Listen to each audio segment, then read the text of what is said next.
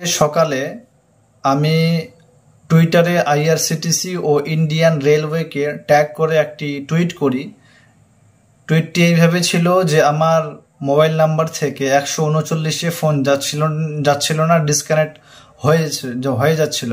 এটার যেন দ্রুত সমাধান হয় সেজন্য আমি কমপ্লেন করেছিলাম।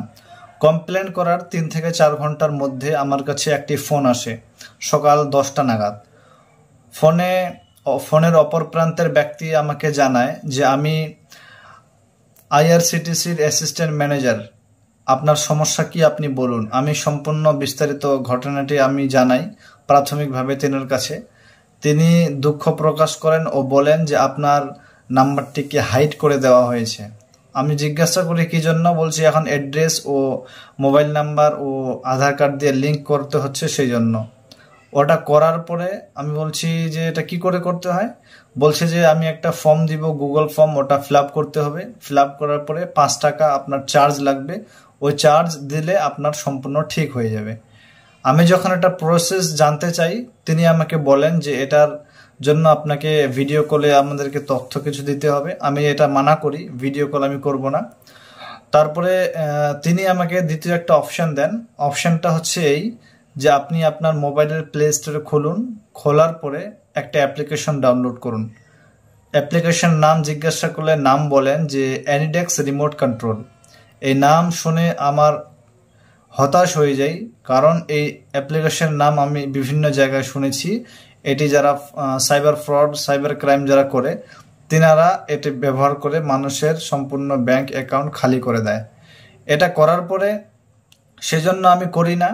যে সময় আমি মানা করে দিই যে আমি অ্যাপ্লিকেশন ডাউনলোড করব না, তৎক্ষণাৎ আমাকে অকট্য ভাষায় গালিগালাজ করার পরে আমি যখন তিনাকে বলি যে আমি সাইবার ক্রাইম ও পুলিশ স্টেশনে আপনার নামে এফআইআর করব ও কমপ্লেন করব, তিনি আমাকে বলেন যে এটা কিছু হবে না, কেউ কিছু করতে পারবে না।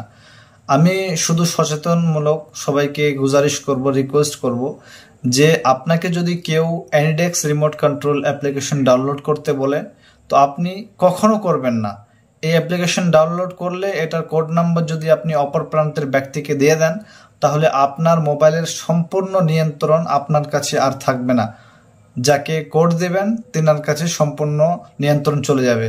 সে আপনার ব্যাংক অ্যাকাউন্ট সবকিছু খালি করে দিবে ও পার্সোনাল ডিটেলস ও পাসওয়ার্ড সবকিছু নিয়ে নেবে। আনফর্চুনেটলি এটা কেউ যেন না করেন, এটাই আমার রিকোয়েস্ট। Thank you. हाँ हेलो सर। हाँ, अभी वहां पे लिखो सर, प्ले स्टोर में जाओ। जी सर, लिखा मैं।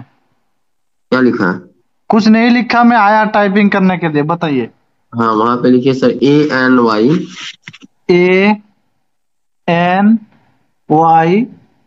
DESK। DESK। हाँ, सर्च कीजिए। हाँ सर, सर्च किया। क्या लिख के आ रहा है? आया, एप्लीकेशन आया सर। क्या लिख के आया, पढ़िए उसको। रुकिए बताता हूँ पढ़ के सर। सर यहाँ पे आया एनीडेक्स। हाँ एनीडेक्स एप्लीकेशन आया। हाँ, उसको इंस्टॉल कीजिए। हाँ, 1 मिनट। हाँ सर, चल रहा है।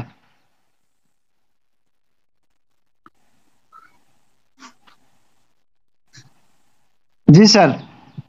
ओपन करने के बाद देखो क्या ऑप्शन आया। यहाँ पे कुछ लॉगिन करने बोल रहे हैं। लॉगिन करने के लिए कैसे बोलेगा सर? कुछ मांग रहे हैं ना यहाँ पे।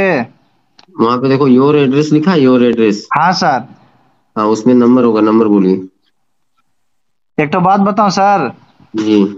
आप जिस स्कूल में पढ़ाई कर रहे हो ना, मैं उसका टीचर हूँ, समझे ना। हम समझ रहे हैं। आप मौलवी को बड़ा टोपी पहनने से आलिम नहीं हो जाते। हाँ भाई, तेरा नंबर में साइबर क्राइम